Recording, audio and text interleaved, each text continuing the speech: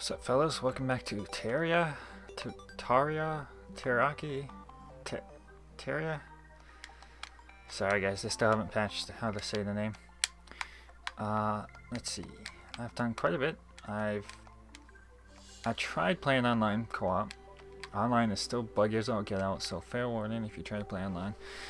There's a lot of bug issues and mic doesn't work properly, and I don't know. They're currently working as fast as they can to fix online play, so if you just patiently wait, they will patch it out. But I tried playing with a couple of you guys and I wasn't able to play very long because, I don't know, online is just twitchy as all get out. But yeah, that's why I have this armor and these glasses. I picked them up from let's see, who was it? Oh, Zombie Ops. I grabbed it from him and he gave me these sweet new duds.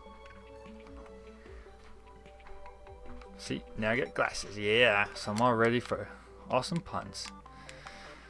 So yeah, you can add me. My ID.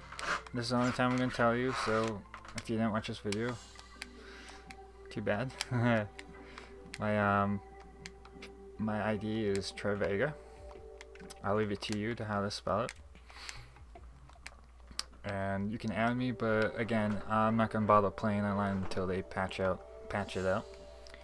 And I'm not on very much because if you've never done YouTube, then you don't fully understand how much work goes into making videos and whatnot, and then also my daytime job, so I'm not always online. So you can add me, but please don't feel bad if I don't get around to playing with you, because a lot of you are asking to be my friend, and it's kind of hard to play with 30 people. So forgive me if I don't get around to playing online. Let's see, the next order of business is I have some people move in. If you've never played Terraria, these little boxes are rooms. If you build enough rooms and do certain special requirements, then NPCs will move in. For example, the nurse will move in if you find heart containers. As you can tell, I've got a lot more heart containers. Turns out small wards are great for farming heart containers and chests because they are everywhere. Now, let me show you. So I went into the, I was going to the ocean, I came across the jungle. And I was curious to see how far I could get without dying. I managed to get all the way down there. And along the way I found tons of heart container statues and chests and all sorts of stuff. But also the jungle is mid-late game. You don't want to go there until you're fully stacked because those things hurt. And then at the ocean I made a little underwater breathing hole so I can fight underwater stuff and go back and breathe. But again, those things are tough without a good weapon. And then after I died a couple times, I went back to here and I explored this cave, and it brought me all the way down to another jungle, which is the same thing. Look how big this jungle is. And this is just a small ward. And then it led into more caverns where I found some more like caves and some more houses, and I found also stuff. I found the piano, some more statues. Let me show you some of the statues I found. Where are they? Where's my statue? Ah, there. I found some statues. And more heart containers. That's why I have a lot more heart containers. Let's see, I found this guy, the demolitionist, which he shows up in town if you have a room and you found bombs and a random jar pots or monster drop. Merchant comes to town if you collected 50 silver. And then that shows up if you found heart containers. And then I won't spoil you how to get the other NPCs just yet until I get them. Or you discover them on your own. But basically you just have to have an empty room like this and people will move in. And the benefit of having people in your town is the more NPCs in your town, the less the spawn rate of enemies during the day will spawn near your home base. See how there's no slimes? The more NPCs, the less likely mobs will spawn during the day. At night, it's a different story, but oh well. And the reason why I have these rocks here is because there was a blood moon, and blood moon zombies learn how to open doors. So you gotta block them off, otherwise they come in and murder everyone. Let's see, did I pick up anything new? Well, in the jungle I found a pharaoh claw. And then I gained enough money to buy a mining helmet, which provides light, which is cool. And let's see, the next thing I want to cover is I did some experimenting, and just like in the PC version, you can duplicate water and lava. For those on PC version, it works just like in the PC version. The only difference is it works slightly different, but you can still in fact duplicate lava and water.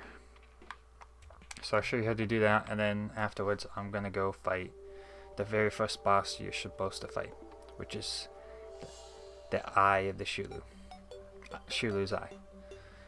And you want to do it, you can do it anytime, but you want to wait till you at least have some armor and arrows, and then it's best to fight him with a monster arena, just less of a hassle. And I'll do that after I show you these water tanks. So you can still duplicate stuff. It just works well, it works the same, just at a different pace. It's a lot slower than the PC version, but you can still do it. So first thing you need to do is you need to build some kind of container to hold the lava or water, otherwise you're going to get all over yourself. So this size is suffice enough for me, but you can make it bigger if you want to introduce pumps and you want to make it automated and whatnot. But basically this kind of size. You build a small yellow size out of rock or dirt or whatever, and then you build two little notches. You build a notch right here, space, and then another notch here, and you make sure these ledges are a little bit different size than each other, like this. And how duplicating works is when liquids fall and hit a ledge, it duplicates itself, causing it to flood a little bit more. And the more that is flooding down, the more it expands and floods the place. So with just one bucket of lava, I was able to fill this much. In the PC version, you could just keep emptying it and picking it up, and it does it really fast. In this version, you have to give the lava time to duplicate before you can pick it back up.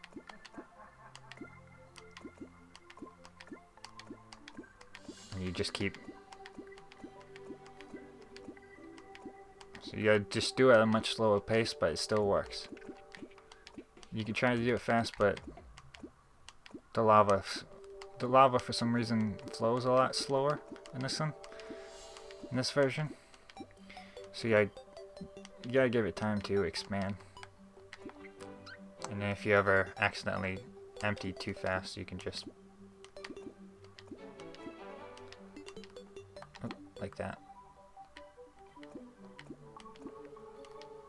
Oh, and lava will hurt you, so make sure you don't accidentally spill it on yourself. Okay, you just keep doing this. You want to drop it down and quickly pick it back up, and eventually you can fill your tank. But you gotta give the lava time to, again, like I said, to drop onto that second ledge and duplicate itself. And sometimes you might miss the drop.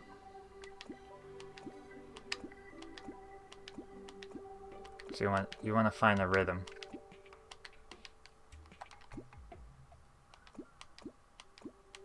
And with just one bucket of lava, you can have your own lava tank. And then later on, when you find the person that sells wiring and pumps, you can automate this to create your own endless supply of lava. So you can fill your fortress with lava, you can create lava traps, all sorts of stuff, without having to go all the way to Underworld and with 50 buckets and try to fill lava. No, you don't have to worry about that. You just create your own. All you need to do is create a lava tank with this method, and then just pump it.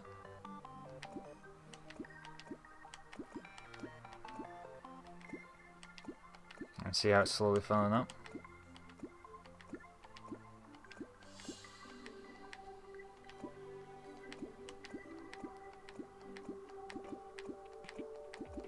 And if you ever need lava for anything, you just come down to your base. It's that easy. At some point I gotta replace these walls with stone walls, because dirt walls will sometimes spawn enemies on you, but not often.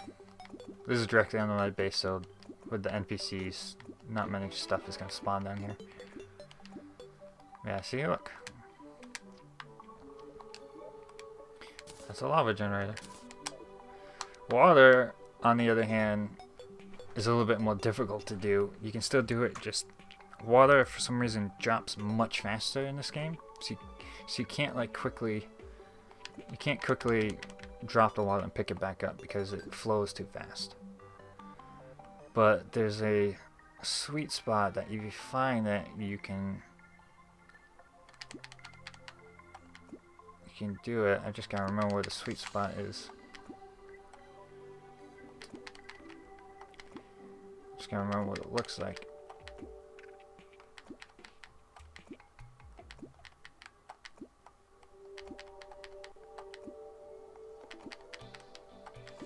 Where is it? Oh. Nope. It's a lot trickier. Once you find the sweet spot, you can duplicate water just like lava. I don't know if either they changed the way it works or what, but it still works. It just gotta remember how I did it last night. Okay. What was the sweet spot? Was it? No, it wasn't there.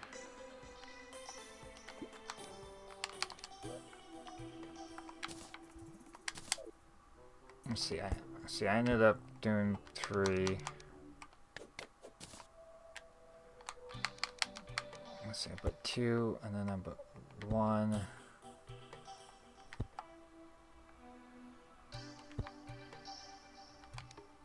Oh, no, I don't want that there.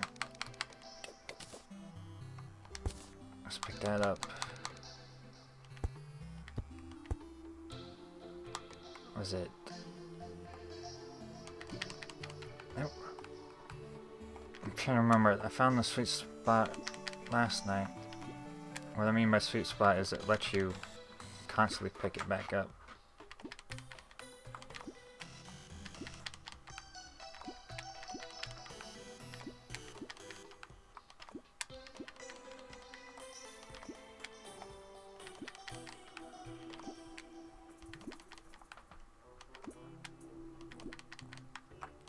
Dang it. I found it and I can't remember where it is.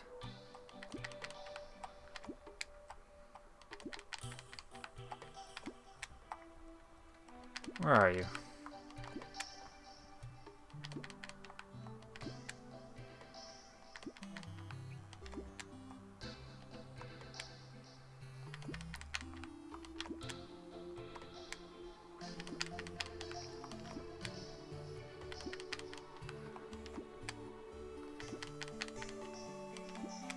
On the bright side, I think it's filling up regardless. Ah, there it is.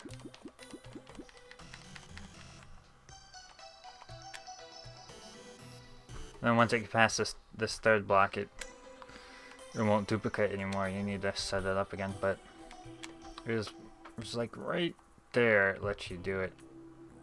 So like right on the edge, just a little bit beforehand. But once you find the sweet spot, it'll let you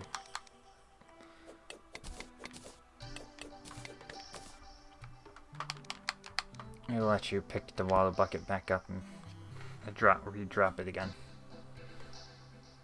allowing you to duplicate with just one bucket.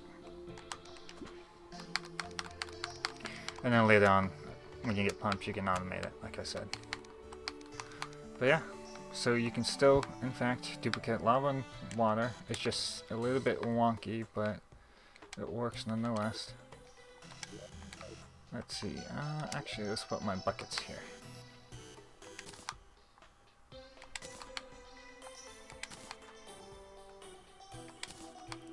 Put them there, and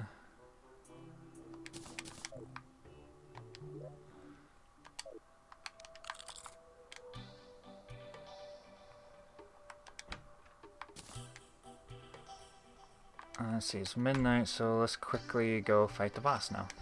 But before I do, let's see, I made some better healing potions. Let's see, in case I run out. Let's see, let's do that. Okay.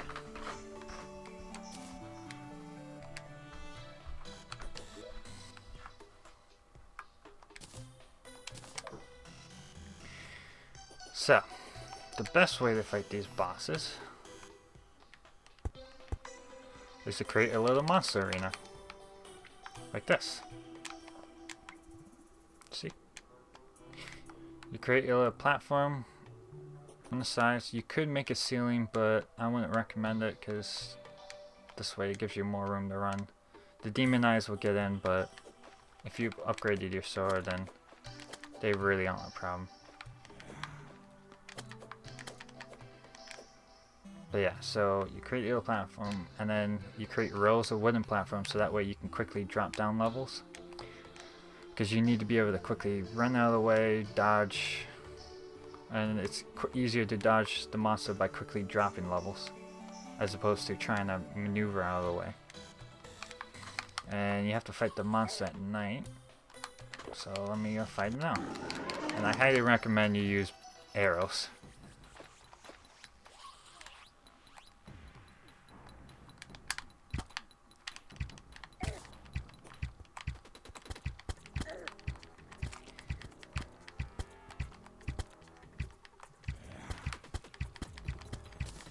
Although I don't know if I'm going to have enough time to fight him.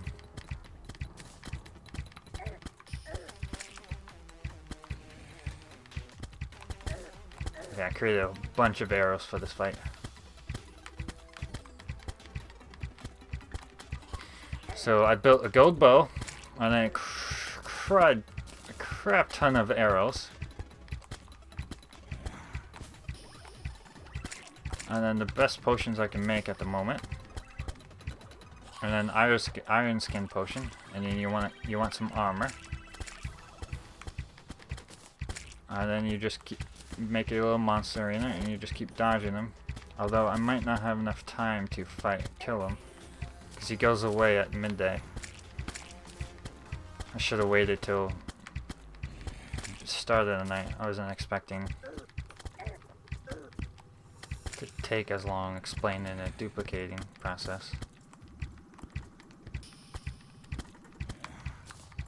Go bow, still not kind of sharp. Flaming arrows are a little bit stronger, but I don't really have access to a lot of them. Later on, it becomes easier to fight them when you get a much stronger bow or like a magical weapon.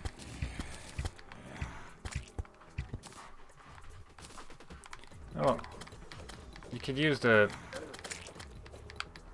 boomerang, but if you miss, you have to wait for it to come back. Oh, this actually might do a little bit more damage.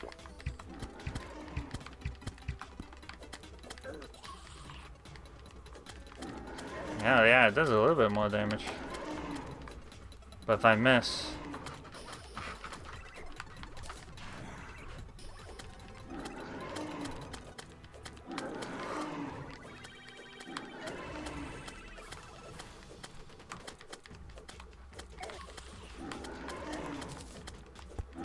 does a little bit more damage to me, but I gotta kill him before midnight runs out.